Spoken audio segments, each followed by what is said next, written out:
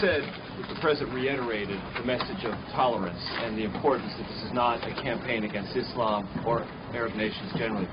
Has it been communicated to the administration from those nations, from that part of the world that you've been talking to recently, that is a highly critical thing for the President to do, not just once, but over and over and over again? If so, why? We are a country that judges people not by their religious beliefs or by their color, but by the fact that we're all Americans. So that was the first part of the message. The second part of the message is that we have a lot of friends around the world who are Muslim.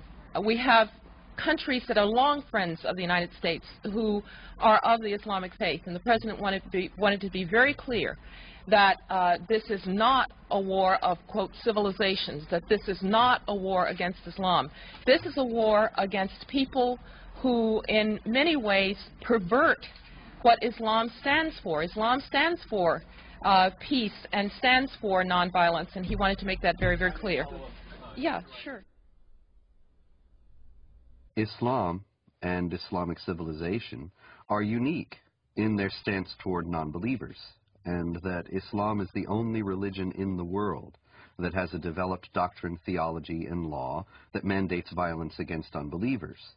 That there are peaceful Muslims, there are Muslims around the world who are moderate, who live in harmony with their non-Muslim neighbors and have no intention of ever waging war against them in any way. But the fact is that they have a very slim justification for their own peacefulness within the Islamic sources themselves. And they are only at peace with their neighbors insofar as they are either ignorant of what Islam teaches about how Muslims should behave toward unbelievers, or they have explicitly rejected, consciously rejected, those elements of Islam. There are, in short, peaceful and moderate Muslims, but no peaceful and moderate Islam. The idea that Islam is a religion of peace, however, is paradoxically enough held even by the most violent and radical of Muslims. Sayyid Qutb, the Egyptian Muslim theorist, whose writings are revered by radical Muslims today, by terrorists today, he wrote and insisted that Islam is a religion of peace. When you study his writings, it becomes clear that he meant that Islam is dedicated to establishing the hegemony of Islamic law over the world. When that hegemony is established, peace will reign in the world. Therefore, Islam is a religion of peace. But the problem is the peaceful Muslims don't understand the edicts that comes out of the jurisprudence of Islam. If you look at the interpretation of these verses in Al-Azhar University, in the Islamic Sharia schools in Jerusalem, in Jordan, in Syria, and Damascus, all throughout the Middle East, the jurisprudence of Islam clearly state, emphatically, that the verse of the sword made null and void all the peaceful verses. And what does the verse of the sword say? Then when the sacred months have passed, then kill the mushrikun, unbelievers, wherever you find them, and capture them and besiege them, and prepare for them each and every ambush. But if they repent and perform as-salat, the Islamic prayers, and give zakat, alms, then leave their way free. Verily, Allah is oft forgiving, most merciful. Kill them when you see them, wherever you find them. This is not an allegoric kill. It's a literal kill. It's the killing of Zarqawi right in front of the camera. It's the lynching that you see in Ramallah. It's the killing of over 1 million Sudanese in Sudan, cutting the hands and the feet from opposite sides. And here's the dilemma. The peaceful verse, even the peaceful verse that is quoted, even by Bush, the verse goes as follows. Whoever kills a life without just cause or for doing mischief in the land, then as he killed the entire earth. You'll find the same verse in the Judeo-biblical tradition. But most Westerners never skip after that verse, which makes very clear, but as those who do mischief in the land, then cut their hands and their feet from opposite sides and crucify them, literally. And that's what you see what happened in Afghanistan. That's what you see what happened in Sudan. A huge amount of crucifixions and killings and beheadings and amputations and public assassinations. They really want to revive Islam as it used to be. This is why they call it Islamic fundamentalism. The recompense of those who wage war against Allah and His Messenger and do mischief in the land is only that they shall be killed or crucified, or their hands and their feet be cut off on the opposite sides, or be exiled from the land. That is their disgrace in this world, and a great torment is theirs in the hereafter. The Prophet cut off the hands and feet of the men belonging to the tribe of Arina, and did not cauterize their bleeding limbs till they died.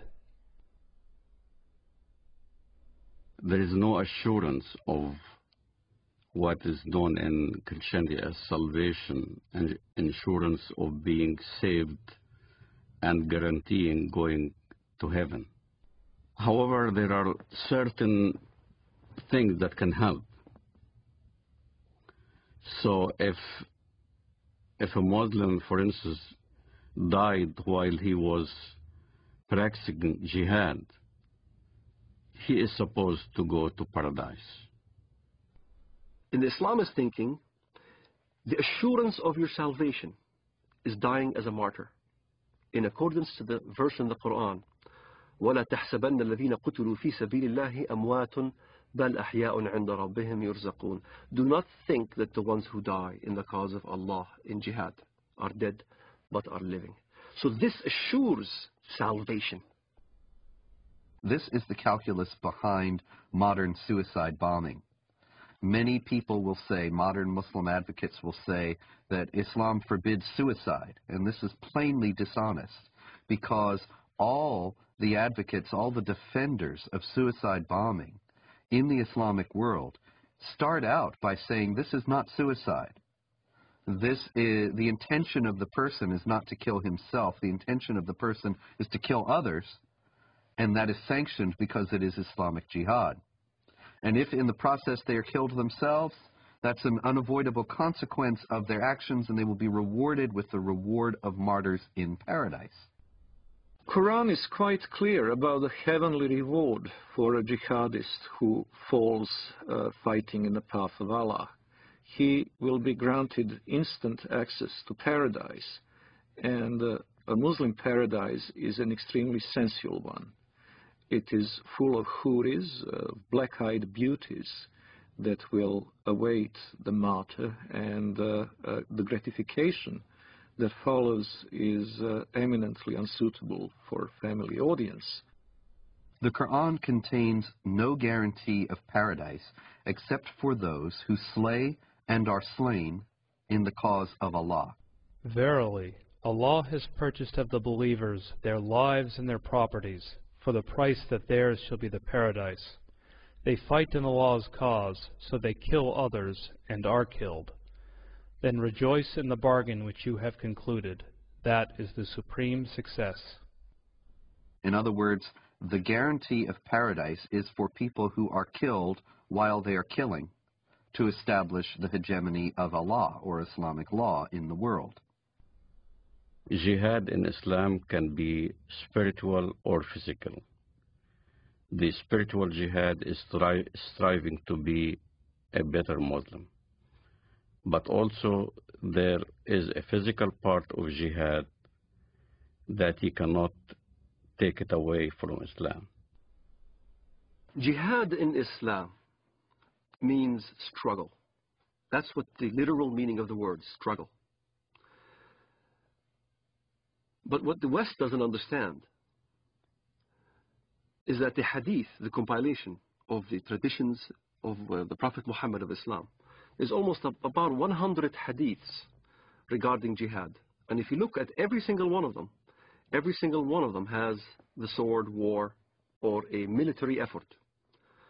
And in the end of the expedition, jihad expedition, he said, now I resort to the jihad within, the jihad that is within, the self-struggle.